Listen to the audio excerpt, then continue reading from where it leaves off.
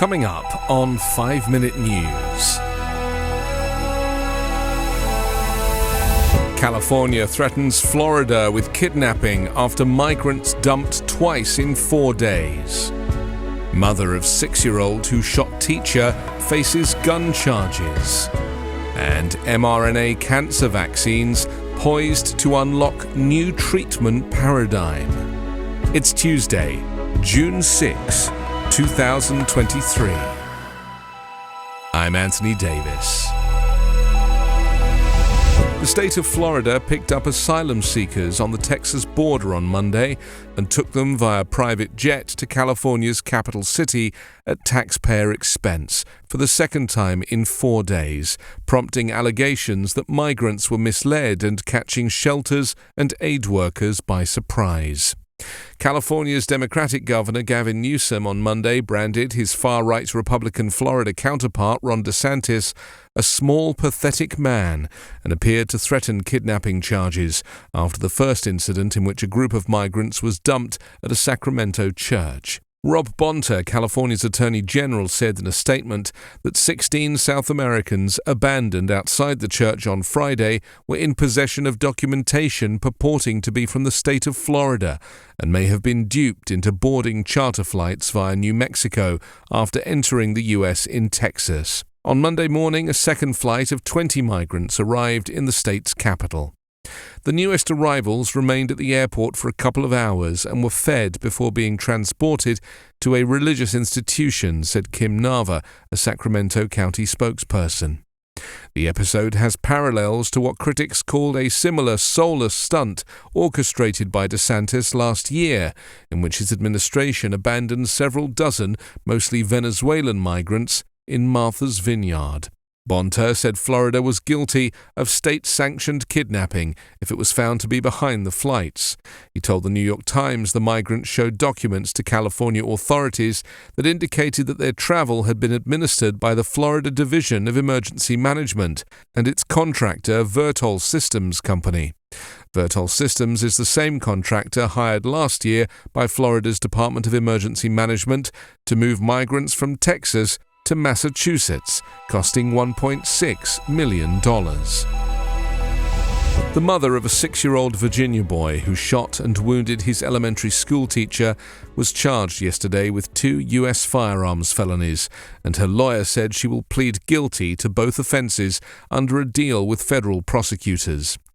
Deja Taylor was charged with being a user of illegal drugs, in possession of a gun, and of making a false statement to buy the weapon, a 9mm semi-automatic pistol. She is accused of concealing in a federal firearms transaction form that she was an unlawful user of marijuana, court records show.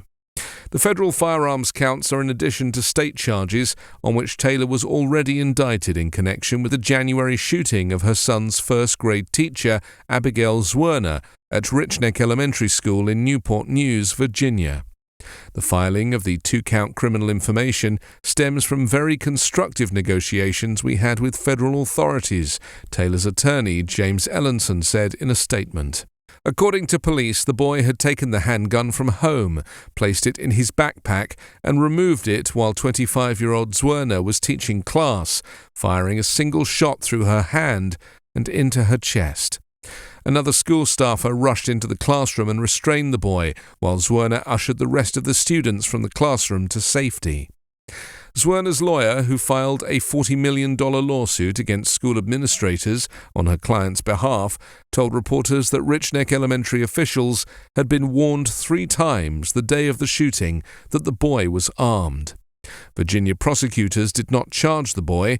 Instead, they charged his mother in April with felony child neglect and with the misdemeanor of recklessly leaving a loaded weapon so as to endanger a child. Adding an experimental mRNA-based vaccine from Moderna and Merck reduced the risk that the most deadly skin cancer would spread by 65% over treatment with an immunotherapy alone in a mid-stage trial, the 2 companies reported yesterday. With this and earlier data, Moderna is considering seeking faster approval from regulators for the treatment, the company told investors after having presented the results at the American Society of Clinical Oncology meeting in Chicago. The data followed earlier promising data from the trial, showing the customized mRNA vaccine given in combination with Merck's Keytruda cut the risk of death or reoccurrence of melanoma by 44% compared with Keytruda alone. The findings add to a growing body of evidence suggesting that mRNA technology, which rose to prominence during the COVID-19 pandemic, can be used to assemble personalized vaccines that train the immune system to attack the specific type of cancer cells in a patient's tumors. Scientists have been chasing the dream of vaccines to treat cancer for decades, with few successes.